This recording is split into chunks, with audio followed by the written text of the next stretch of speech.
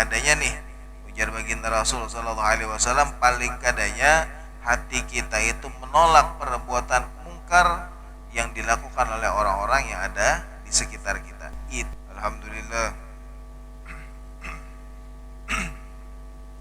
puji syukur kehadirat Allah Subhanahu wa taala yang terus memberikan kepada kita nikmat dan karunia-Nya, yang terus melimpahkan kepada kita taufik, hidayah serta inayah-Nya, sehingganya berkat taufik, hidayah serta inayah-Nya kita bisa mensyukuri segala nikmat yang Allah berikan kepada kita dalam bentuk beribadah kepada Allah, mendekatkan diri kepada Allah Subhanahu wa taala. Maka mudah-mudahan apa yang kita lakukan pada pagi hari ini menjadi salah satu bukti syukur kita kepada Allah Subhanahu wa taala, sehingganya Allah Subhanahu wa taala menggolongkan kita sebagai hamba-hamba yang pandai bersyukur kepada Allah, dan kita terus berada di jalan yang diridhai oleh Allah Subhanahu wa taala. Amin ya rabbal alamin. Salawat dan salam terhaturkan untuk baginda Rasul Muhammad sallallahu alaihi wa alihi wasallam, dan juga para keluarga beliau, para sahabat, para tabi'in hingga akhir zaman, dan mudah-mudahan salawat ini menjadi salah satu sebab kalau kita dikumpulkan bersama baginda Rasul sallallahu alaihi wa alihi wasallam di dalam surganya Allah Subhanahu wa taala. Amin ya rabbal alamin. Hadirin hadirat, ikhwan akhwat rahimakumullah. Qala musannif rahimahullah wa nafa'ana bihi wa bi'ulumihi fid dharain. Amin radhiyallahu ta'ala anhu wa ankum ila anqal. Kemudian kita sampai kepada bab yang selanjutnya, di mana dikatakan babu taghlidi uqubati man amara bi ma'ruf aw naha an munkarin wa khalafa qawluhu fi'lahu. Kemudian kita sampai kepada bab yang selanjutnya, yang mana di dalam bab ini adalah salah satu bab yang mendukung atau mengingatkan akan tugas kita di bab sebelumnya. Jika di bab sebelumnya Al-Imam Nawawi memaparkan beberapa hadis tentang wajibnya bagi kita untuk amar ma'ruf dan nahi mungkar. Artinya bagaimana kemudian perintah Allah Subhanahu wa taala dan perintah dari baginda Rasul sallallahu alaihi wa alihi wasallam kepada kita untuk selalu mengajak setiap orang-orang yang di sekitar kita untuk melakukan kebaikan dan mencegah mereka untuk melakukan perbuatan yang mungkar. Sehingganya di bab sebelumnya dari banyak kemudian hadis yang dipaparkan oleh Al-Imam Nawawi ataupun kemudian dari ayat-ayat Al-Qur'an yang beliau nukil di awal bab sebelumnya tentang bagaimana Allah Subhanahu wa taala memerintahkan kepada hamba-hambanya untuk terus melakukan amar ma'ruf dan nahi mungkar, pun kemudian bagaimana baginda Rasul sallallahu alaihi wasallam memerintahkan kepada kita untuk tidak pernah meninggalkan amar ma'ruf nahi mungkar walaupun itu dalam bentuk pengingkaran di dalam hati kita. Artinya paling kadanya nih, ujar baginda Rasul sallallahu alaihi wasallam, paling kadanya hati kita itu menolak perbuatan mungkar yang dilakukan oleh orang-orang yang ada di sekitar kita. Itu ujar baginda Rasul sallallahu alaihi wasallam adalah benteng kecil atau benteng terakhir dari keimanan kita. Kalau sudah ibaratnya ujar baginda Rasul melihat mungkar biasa aja, kemudian mengajak orang kebaikan kada jua, kemudian di dalam hati kita pun kededap ingkar terhadap perbuatan maksiat yang digawe orang lain, maka itu sudah berarti iman kita sudah ada di ujungnya, ujar baginda Rasul sallallahu alaihi wasallam. Maka setelah perintah di bab sebelumnya agar kita terus melakukan amar ma'ruf nahi mungkar, maka di bab ini atau di bab selanjutnya di mana Al-Imam Nawawi kemudian menukil beberapa ayat dan hadis saat kemudian beliau mengatakan bab taghlitu uqubati man amara bil ma'ruf aw naha an munkarin wa khalafa qawlahu fi'lu. Tentang kemudian ujar Imam Nawawi, bab ini adalah kemudian bab yang mana betapa beratnya uqubah, yakni kemudian hukuman atau siksaan bagi mereka yang kemudian memerintahkan untuk melakukan kebaikan ataupun kemudian memerintahkan untuk melarang kita melakukan kemungkaran, tetapi kita lihat gawiannya kada sesuai lawan ucapannya. Artinya di bab ini kemudian Imam Nawawi mengingatkan kepada kita wajib kemudian untuk amar ma'ruf nahi mungkar, tetapi kemudian gawian kita atau kelakuan kita pun harus sama dengan apa yang kita sampaikan. Kita mengajak orang untuk melakukan hal kebaikan pun seharusnya kita menggawi juga.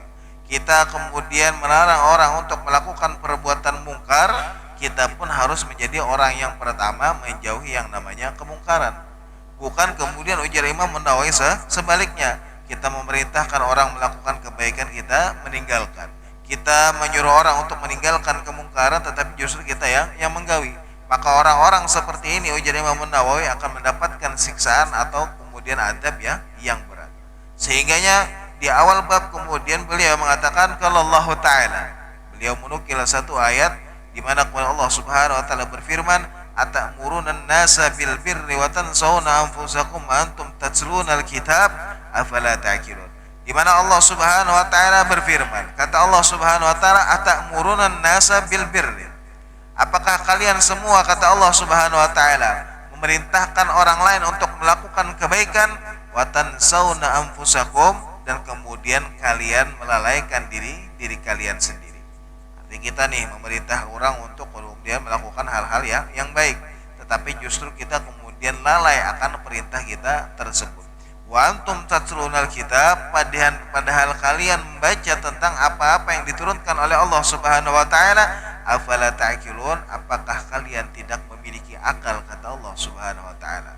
Artinya kita nih menyuruh orang menggawi nang baik, tetapi justru kita meninggalkan apa kita ini ujar Allah Subhanahu wa taala, apakah kita ini kada berakal. Seharusnya kita memerintahkan kebaikan, kita pun seharusnya ibaratnya menggawi apa yang kita ucapkan. Atau ujar Imam Nawawi wa qala ta'ala, kemudian beliau pun menukil satu ayat lagi, ya ayyuhalladzina amanu lima taquluna ma la taf'alun kabura maqtan indallahi an taqulu ma la taf'alun. Di mana Allah Subhanahu wa taala berfirman, kata Allah Subhanahu wa taala, ya ayyuhalladzina amanu lima taquluna ma la taf'alun. Wahai orang-orang yang beriman, kata Allah Subhanahu wa taala, mengapa kalian mengucapkan hal-hal yang kemudian kalian ucapkan, tetapi ma la taf'alun, tetapi kalian kada mengerjakannya. Artinya kita nih ujar Allah Subhanahu wa taala mengucapkan, melarang orang, memerintahkan orang, tapi justru kita sendiri kada menggawinya. Kaburan maqtan indallah an taqulu ma la taf'alun. Maka kata Allah Subhanahu wa taala, kaburan maqtan indallah. Justru kata Allah Subhanahu wa taala, ketika kita menyuruh orang melakukan kebaikan kita kada menggawi, kita melarang orang untuk melakukan perbuatan mungkar, justru kita yang mengerjakan, kaburan maqtan indallah. Justru itu dosa besar di sisi Allah Subhanahu wa taala, antaqulu ma la taf'alun, ketika kita hanya memerintahkan tanpa mengerjakannya. Makanya kemudian ada yang namanya di dalam Al-Qur'an saat Allah Subhanahu wa taala memerintahkan kepada baginda Rasul sallallahu alaihi wasallam untuk berdakwah, ketika baginda Rasul diperintahkan oleh Allah Subhanahu wa taala, ud'u ila sabili rabbika bil hikmati wal mau'izatil hasanah wajadilhum billati hiya ahsan. Kata Allah Subhanahu wa taala, ud'u ila sabili rabbik, wahai Muhammad, kata Allah Subhanahu wa taala, kuperintahkan engkau untuk kemudian mengajak orang-orang ila sabili rabbik, untuk berdakwah, mengajak orang kembali ke jalanku, kata Allah Subhanahu wa taala. Artinya baginda Rasul sallallahu alaihi wasallam diperintahkan oleh Allah Subhanahu wa taala untuk berdakwah, melarang orang untuk melakukan perbuatan mungkar, mengingatkan orang atas sebuah kelalaian, mengajak orang untuk melakukan kebaikan, dan mengajak orang untuk masuk ke dalam agamanya Allah Subhanahu wa taala. Yang pertama ujar Allah bil hikmah. Artinya yang pertama ujar Allah Subhanahu wa taala memerintahkan kepada baginda Rasul bil hikmah, ini dengan hikmah. Maka para ulama menjelaskan tentang maksud dari hikmah di sini adalah bagaimana baginda Rasul sallallahu alaihi wasallam berdakwah ketika itu dengan contoh akhlak beliau yang luar biasa. Bagaimana baginda Rasul sallallahu alaihi wasallam memperlihatkan kepada seluruh orang-orang kafir Quraisy ataupun orang-orang yang kemudian ada di kota Mekah di saat itu, baginda Rasul sallallahu alaihi wasallam menampakkan akhlak beliau yang luar biasa. Beliau dikenal sebagai orang yang al-amin, orang yang bisa dipercaya. Baginda Rasul sallallahu alaihi wasallam dikenal dengan akhlak budi pekerti yang bagus. Beliau sopan, beliau suka menyambung silaturahmi. Kemudian bagaimana akhlak beliau luar biasa, yang bahkan perlakuan orang kepada beliau dari perbuatan yang kada baik pun itu dibalas dengan perbuatan yang baik. Maka ini ujar para ulama termasuk dakwah dengan hikmah. Artinya mengajak orang untuk kembali kepada Allah dengan hikmah, dengan menampakkan contoh yang baik, dengan akhlak yang baik, maka ini lebih mengena di hati orang di zaman itu. Hanya ujar Allah Subhanahu wa taala bil hikmah wal mau'idatil hasanah.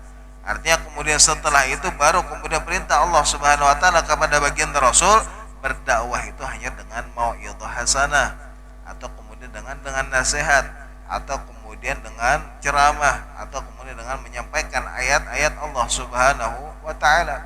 Tetapi di awal kemudian dakwahnya baginda Rasul sallallahu alaihi wasallam diperintahkan untuk berdakwah, mengajak orang kembali kepada Allah dengan hikmah, dengan contoh yang baik.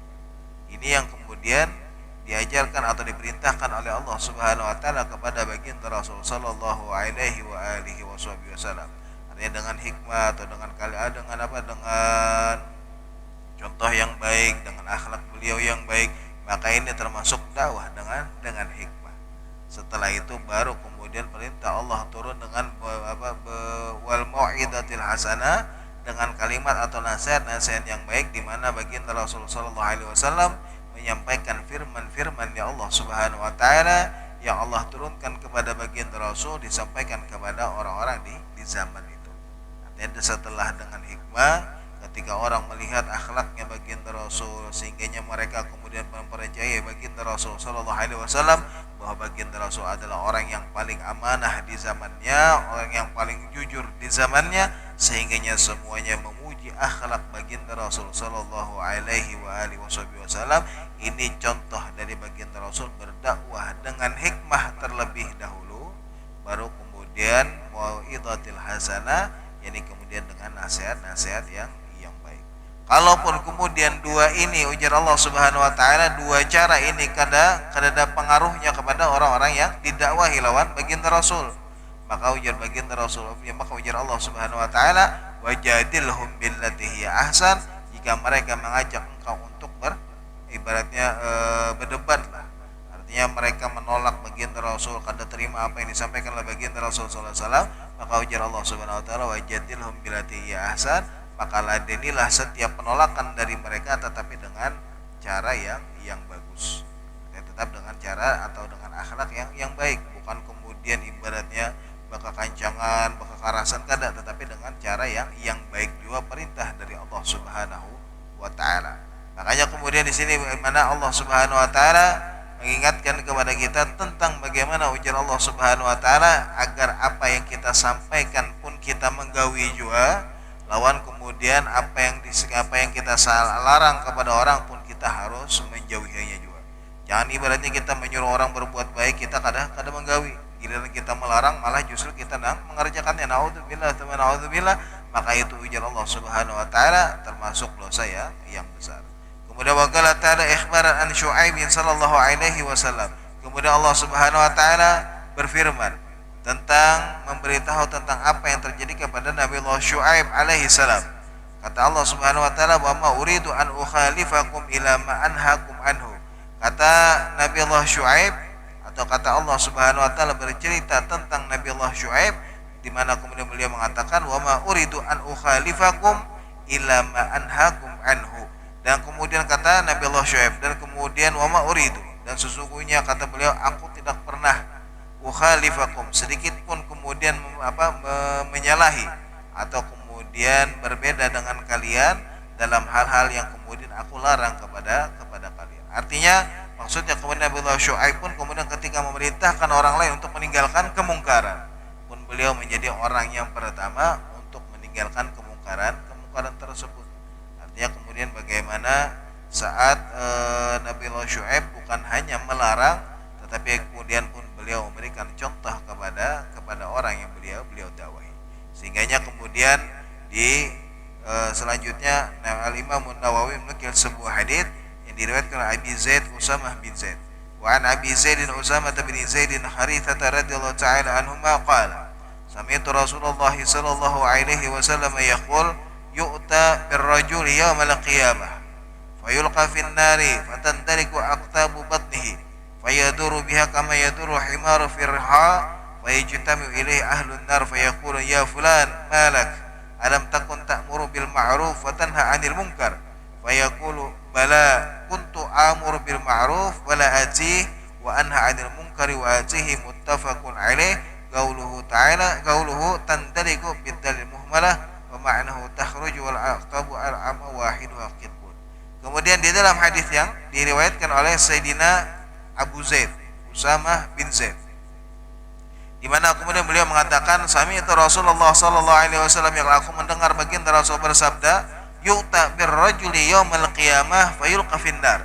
Kata baginda Rasul sallallahu alaihi wasallam, kelak di hari kiamat, ujar baginda Rasul sallallahu alaihi wasallam, akan didatangkan seorang laki-laki yang mana kemudian laki-laki tadi dilemparkan ke dalam api neraka. Kelak di hari kiamat ditontonkan kepada seluruh umat manusia di zaman itu. Artinya di waktu itu di hari kiamat tadi didatangkan satu orang laki-laki yang kemudian dilempar oleh Allah Subhanahu wa taala ke dalam api neraka, yang mana jarak kemudian fatandaliku aqtabu batnihi, yang mana ketika dilemparkan ke dalam neraka tadi fatandaliku aqtabu batnihi, semua yang ada di dalam perutnya itu keluar. Artinya apa ngarannya, kayak ususnya. Artinya kemudian kenapa demikian? Karena fayaduru biha kama yaduru hima firraha fayajitam ila ahlun nar fayaqulun, sehingganya karena ketika itu di mana Allah Subhanahu wa taala seakan-akan kayak ma'anu apa ngarannya jadi gitu tuh, kayak ma'anu kawat lah di daerah perutnya, dikaitkan di perutnya kemudian ditarik dilemparkan ke dalam api neraka, sehingganya ketika dilempar tadi si laki-laki tadi kemudian isi perutnya semuanya keluar karena bekat karena gara-gara dikait lawan kawat tadi. Yang menejar kemudian fayaduru biha kama yaduru himara firha, kemudian si laki-laki tadi itu sambil diikat perutnya tadi, dikait perutnya tadi pakai kayak kawat tadi, itu di fayadur, kemudian diputar lah, jadi kita tuh diputar di dalam neraka tadi, diputarkan, artinya dipertontonkan kepada orang-orang di dalam neraka, diputar kayak ibaratnya fayadur kama yaduru himar, kayak orang ibaratnya ujar kita tuh kayak manusia sapi lah. Kalau di sini contohnya himar, yakni apa ngarannya keledai kayak atau kayak sapi yang ibaratnya diikat kemudian diputarkan, ditontonkan kepada orang di sekitarnya. Nah, laki-laki ini ujar baginda Rasulullah sallallahu alaihi wasallam dikait di perutnya dengan kawat, kemudian diputar, dipertontonkan kepada orang-orang ahli neraka. Sehingganya semua orang-orang ahli neraka tadi di dalam neraka tadi kemudian melihat orang tadi, yang mana yang inya lihat orang itu adalah orang yang ketujuh menasihati selama di dunia. Sehingganya ketika semua orang sudah berkumpul, maka orang-orang ahli neraka berkata, "Ya fulan malak." Artinya ujar orang neraka, "Wahai fulan, apa yang terjadi dengan engkau? Bukankah engkau," ujar orang-orang neraka nih, "bukankah engkau semasa hidupmu senang memerintahkan atau mengajak orang untuk melakukan kebaikan dan senang untuk melarang orang untuk melakukan perbuatan yang mungkar?" Maka ujar laki-laki tadi, "Fayaqulu bala," sungguh benar apa yang engkau katakan. Namun ketahuilah, ketika aku memerintahkan orang lain untuk melakukan kebaikan, justru aku meninggalkannya. Namun ketika aku melarang orang-orang untuk melakukan perbuatan mungkar, maka justru aku berada di paling depan untuk melakukan kemungkaran tersebut. Naudzubillah tsumma naudzubillah. Artinya kemudian siksaan bagi mereka orang-orang yang selama di dunia, yang ibaratnya mengajak orang melakukan kebaikan tapi kadang menggawi, yang kemudian melarang orang untuk melakukan perbuatan mungkar justru ingin mengerjakannya, adalah ketika itu yang mana dikaitkan di perutnya dengan kawat, kemudian dilemparkan sampai keluar parut isi parutnya nih, parutannya nih, ujar kita adalah kemudian sehabis itu pun kemudian masih diputar di dalam neraka, dipertontonkan lawan orang-orang ahli neraka, bahwa contoh bagi mereka yang kemudian ibaratnya ujar kita tuh munafik lah, menyuruh tapi kadang menggawi, melarang tapi justru mengerjakannya, maka seperti inilah contoh bagi mereka yang amar ma'ruf nahi mungkar, tetapi kemudian mereka menyuruh tapi kadang mengerjakan, melarang justru mereka menjadi orang yang pertama mengerjakannya. Naudzubillah tsumma naudzubillah. Namun artinya dari hadis ini kita melihat bahwasanya ketika kita hendak menyampaikan sesuatu, maka kita harus terlebih dahulu supaya kita belajar untuk menggawinya. Kalaupun misalnya kita melarang untuk orang melakukan perbuatan mungkar pun, kita belajar untuk meninggalkan kemungkaran tersebut. Jangan kita kemudian menyuruh orang baik kita kadang menggawi, melarang orang melakukan perbuatan buruk justru kita menggawinya, maka ganjarannya sebagaimana yang digambarkan oleh baginda Rasul sallallahu alaihi wasallam. Namun di dalam kitabnya Al-Imamul Haddad pun beliau menasihatkan kepada kita. Artinya ujar Imamul Haddad, jangan kita, kata beliau, karena melihat satu hadis ini lalu kemudian kita meninggalkan yang namanya amar ma'ruf nahi mungkar. Takutannya ujar sidin kita ini kepikiran ayat di mana Allah Subhanahu wa taala mengatakan kabura maqtan indallah, termasuk dosa besar ketika kita menyuruh kada menggawi, melarang justru mengerjakan, lalu kita meninggalkan semuanya. Jadi ujar Imamul Haddad pun tetap dengan keadaan yang sama, dengan harapan nih ujar beliau, ketika kita memerintahkan orang atau mengajak orang melakukan kebaikan, kita niatkan dalam hati ujar sidin pun mudah-mudahan kita diberikan taufik dan hidayah oleh Allah agar kita bisa melakukan yang kita perintahkan kepada orang dari perbuatan yang baik, dan kemudian kita pun meminta kepada Allah Subhanahu wa taala agar kita diberikan taufik dan hidayah. Ketika kita melarang orang perbuatan mungkar, kita pun menjadi orang yang pertama untuk meninggalkannya. Karena kata beliau, ketika kita menyampaikan apa yang kita ketahui dari perbuatan baik, dari kita melarang orang melakukan perbuatan buruk, itu pun salah satu bentuk kita mengamalkan keilmuan kita. Jadi jangan kita tinggalkan sama sekali. Siapa tahu jadi berkat kita menyampaikan nih, lalu kemudian kita ketujuh menyampaikan hal-hal yang baik walaupun kita belum bisa menggawi, maka mudah-mudahan dengan rancaknya jadi sini kita menyampaikan hal-hal yang baik, kita pun sampai bisa bukan hanya menyampaikan tapi pun kita bisa menggawinya juga. Jadi jangan ditinggalkan sama sekali ujar Imamul Haddad. Jangan kita kemudian kepikiran ayat kada boleh aja kita menyuruh, kada menggawi, kita melarang tapi kita kada boleh aja. Tetapi kemudian kata beliau, niatkan di dalam hati ketika kita menyampaikan, mudah-mudahan kita diberikan kekuatan untuk menggawi juga. Ketika kita melarang, mudah-mudahan kita diberikan kekuatan untuk bisa mencegah atau meninggalkan perbuatan-perbuatan yang buruk. Jadi kata Imamul Haddad, jangan juga ditinggalkan sama sekali. Karena perintah Allah Subhanahu wa taala adalah tetap sama, yakni kita mengajak orang untuk melakukan kebaikan dan mengajak orang untuk meninggalkan keburukan, maka jangan sampai kita tinggalkan semuanya. Artinya kemudian kalau misalnya kita bisa menyampaikan, sampaikan. Sebagaimana ujar baginda Rasul, balighu anni walau ayah, sampaikan dariku walaupun hanya satu ayat, maka kemudian sampaikan kepada orang lain dengan harapan mudah-mudahan kita bisa menggawi juga.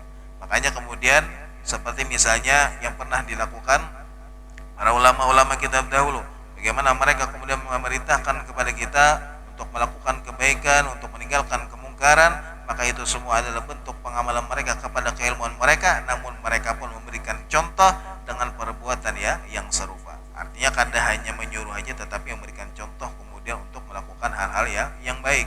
Jangan kemudian menyuruh aja tapi kada menggawi, melarang tapi kemudian justru menggawi. Naudzubillah.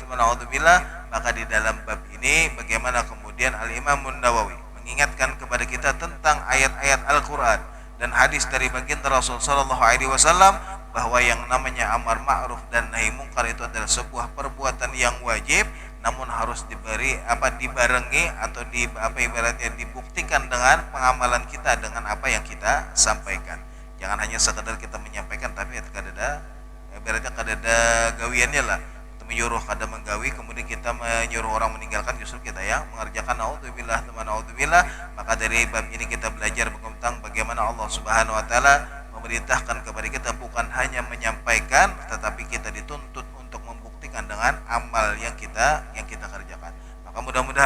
Allah Subhanahu wa taala berikan taufik dan hidayah kepada kita agar kita digolongkan sebagai hamba-hambanya yang mengamalkan setiap keilmuan yang kita miliki. Dan mudah-mudahan Allah Subhanahu wa taala berikan taufik dan hidayah kepada kita agar kita bisa mengamalkan apa yang kita sampaikan, bisa meninggalkan perbuatan-perbuatan yang kada baik. Mudah-mudahan Allah Subhanahu wa taala menghiasi kita dengan akhlak yang baik, menghiasi kita dengan amal yang baik, dijauhkan kita dari perbuatan dosa. Dan mudah Allah Subhanahu wa taala menguatkan iman kita, mematikan kita dalam keadaan beriman dan husnul khatimah. Allah ampuni dosa kita, Allah ampuni dosa kedua orang tua kita, dan ampuni dosa-dosa yang telah mendahului kita. Mudah-mudahan Allah Subhanahu wa taala memberikan taufik dan hidayah kepada kita agar kita bisa semakin semangat di dalam menghidupkan sunnah-sunnah baginda Rasul sallallahu alaihi wasallam. Dan mudah-mudahan apa yang kita niatkan, yang kita hajatkan dikabulkan oleh Allah Subhanahu wa taala. Yang sakit di antara kita, keluarga kita, jiran kita, Allah angkat penyakit yang sembuhkan seperti sedia kala. Yang punya hutang dan urusan dipermudah oleh Allah Subhanahu wa taala. Dan mudah-mudahan sebagaimana Allah kumpulkan kita pada hari ini, mudah-mudahan kalau kita dikumpulkan bersama guru-guru kita dan bersama baginda Rasul sallallahu alaihi wasallam di dalam surganya Allah Subhanahu wa taala. Amin ya rabbal alamin.